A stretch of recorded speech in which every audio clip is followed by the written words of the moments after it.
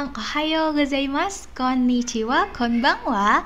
Bertemu lagi nih di channel Japan Gampang.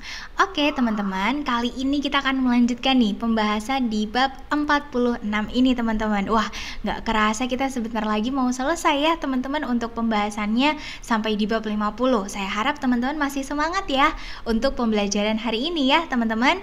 Nah jadi teman-teman, kali ini kita akan membahas tentang bunpo di bab 46 ini.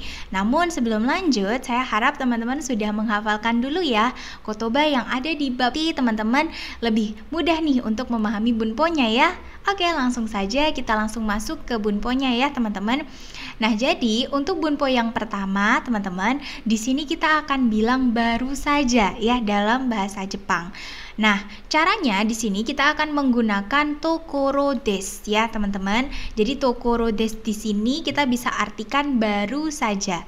Nah, karena di sini ada beberapa cara untuk menggunakan kata tokoro desu ya. Teman-teman bisa lihat untuk yang pertama, ketika kita menggunakan kata kerja perubahan bentuk chishoke atau bentuk kamus, kemudian diikuti dengan tokoro desu. Nah, maka kejadiannya ini maksudnya baru aja akan dilakukan, gitu ya teman-teman. Misalnya teman-teman nih kalau mau mandi itu harus disuruh dulu misal sama orang tua. Nah, biasanya kalau masih kecil ya, dulu masih kecil itu apa-apa misal disuruh dulu sama orang tua.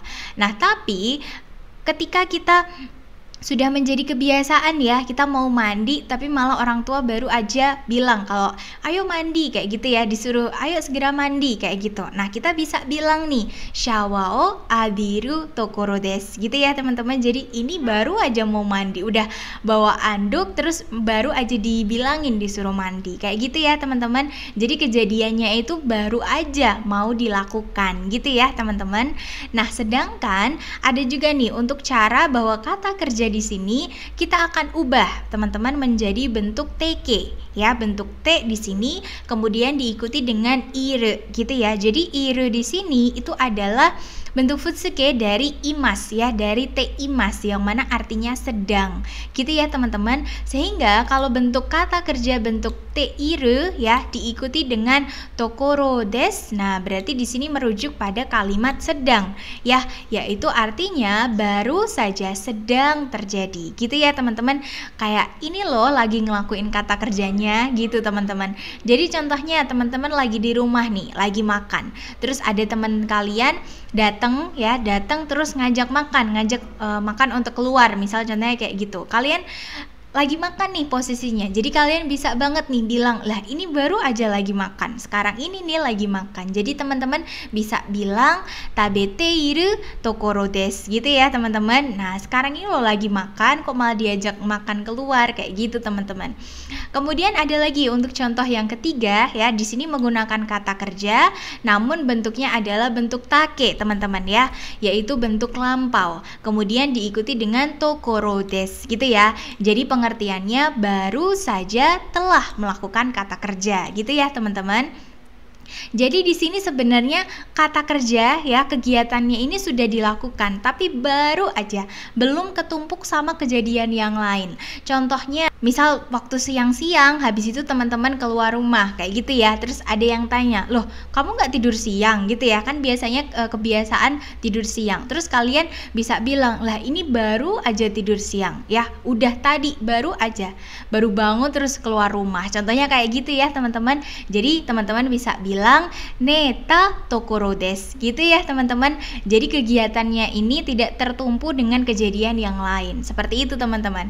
Nah, di sini ada contohnya, teman-teman bisa lihat perbedaannya ya. Yang pertama di sini ada nihongo o benkyou suru tokoro desu ya.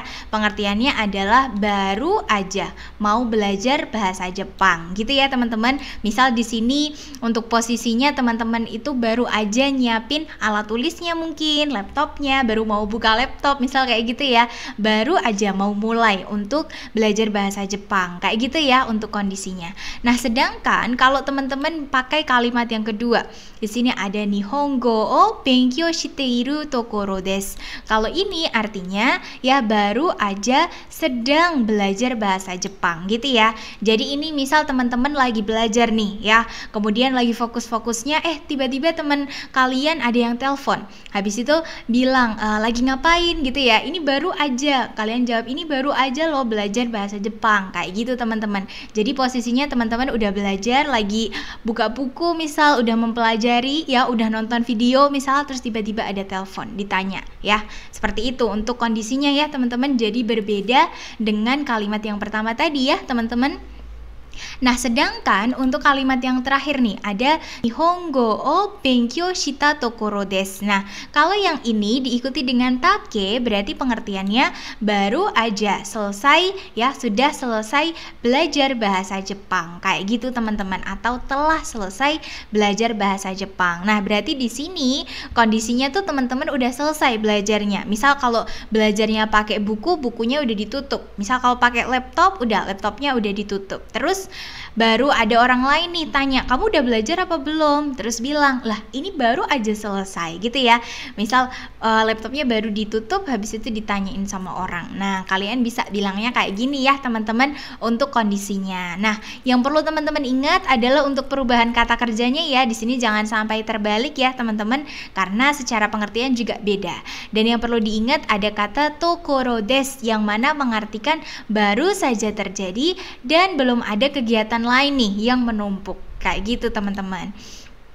Oke teman-teman, kita lanjut untuk di bunpo selanjutnya.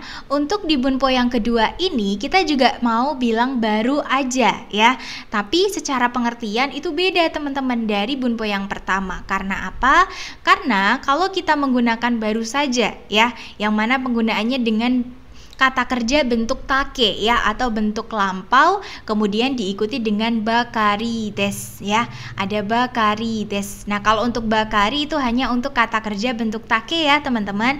Dan di sini itu tuh hanya disampaikan oleh si pembicara aja, teman-teman ya. Jadi di sini menurut si pembicara ya, di sini si pelaku itu, si pembicara, menurut dia tuh kegiatannya ini tuh baru aja terjadi ya, atau baru aja sudah dilakukan. Kayak gitu ya teman-teman. Atau di sini teman-teman bisa lihat pembicara tuh merasa momennya ini, waktunya ini tuh baru aja.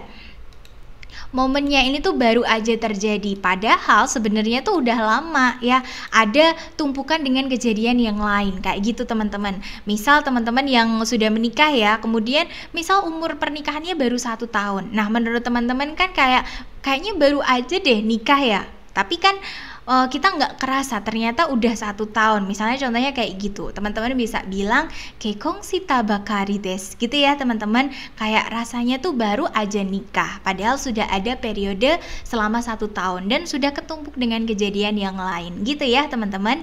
Nah, di sini ada contohnya, teman-teman bisa lihat ada sakunen sotsugyo shita bakari desu. Nah, jadi di sini misal teman-teman yang baru aja lulus nih, tapi nggak kerasa ternyata yang lulusnya ini tuh udah tahun kemarin gitu ya, tahun kemarin baru aja lulus gitu teman-teman. Padahal di sini sudah ada jangka waktu yang cukup lama. Kayak gitu teman-teman. Kemudian ada contoh yang lain, ototoshi kekong shita bakari nano ni, kemudian kotoshi wa mo rikong shimashita. Nah, di sini wah ini agak menyedihkan ya untuk contohnya ya. Jadi di sini pengertiannya ada bunpo di bab sebelumnya ya, yaitu penggunaan noni di bab sebelumnya ya, yaitu artinya padahal gitu ya teman-teman. Padahal baru aja gitu ya, baru aja nikah 2 tahun yang lalu ya kan. Kemudian tahun ini ya ada kotoshi wa ya, tahun ini udah berpisah atau udah bercerai. Wah, ini agak sedih ya teman-teman, padahal baru 2 tahun tapi sudah bercerai. Seperti itu teman-teman untuk contohnya. Oke, kemudian untuk di bunpo yang ketiga ya, di sini kita akan belajar untuk pola kalimat menunjukkan dugaan yang pasti, gitu ya teman-teman. Jadi di sini itu orangnya, si pembicara itu membuat keputusan sendiri bahwa ini tuh pasti kayak gitu ya, tapi sesuai dengan fakta yang diketahui. Nah, caranya yaitu ketika kita menggunakan kata kerja Maka kata kerjanya di sini harus kita ubah menjadi jishoke teman-teman, atau bentuk kamus. Ketika kalimatnya negatif, maka kita ubah dulu menjadi bentuk naike ya, atau bentuk negatif ya teman-teman. Kemudian kita ikuti dengan hazu des ya. Jadi hazu des di sini artinya seharusnya atau pastinya gitu ya. Jadi si pembicara itu yakin banget kalau ini tuh pasti, kayak gitu teman-teman. Kemudian kalau kita menggunakan kata sifat, maka untuk kata sifat i dan juga kata sifat na, ini kita ikutkan ya teman-teman, akhiran i dan juga na, lalu diikuti dengan hazu des gitu ya teman-teman. Sedangkan kalau kita menggunakan kata benda, maka kata bendanya harus diikuti dengan no terlebih dahulu, baru diikuti dengan hazu des. Gitu ya teman-teman, cukup mudah ya untuk penggunaannya. Nah, kita lihat untuk contohnya teman-teman di sini. Ada kono gohan o taberu hazu des. Nah, di sini kita sudah ada kepastian nih, misal karena di sini menyatakan keputusan diri sendiri ya secara pasti berdasarkan adanya suatu bukti ya, yaitu bukti nyata. Nah, misal di sini kita itu udah ada di meja makan, terus kita lihat ada nasi. Nah, berarti kan pasti kita makan nasi ya di sini, maka kita bisa bilang kono gohan o taberu hazu desu gitu ya teman-teman. Jadi kita bisa pastikan bahwa bakal makan nasi, kayak gitu ya teman-teman. Kemudian ada lagi nih, misal kita tahu dalam sebuah kota ya, atau dalam sebuah provinsi itu tuh kita cari-cari untuk misal mau masuk sekolah misal. Nah, kemudian kita lihat dari sekolahnya, kemudian dari akreditasinya ya, kemudian dari misal dari muridnya, kita tuh udah tahu secara bukti nyatanya ya.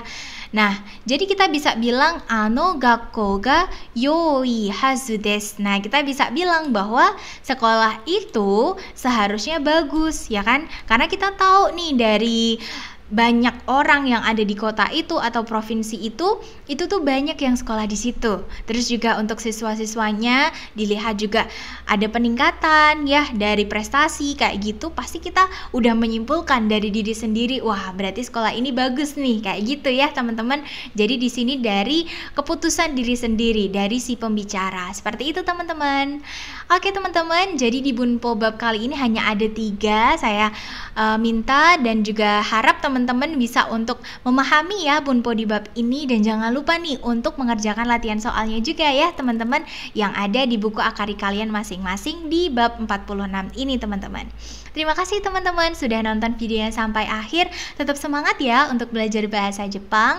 Ja korekara nihongo no benkyou ga owarimashita. Domo arigatou gozaimasu. お疲れ様でした。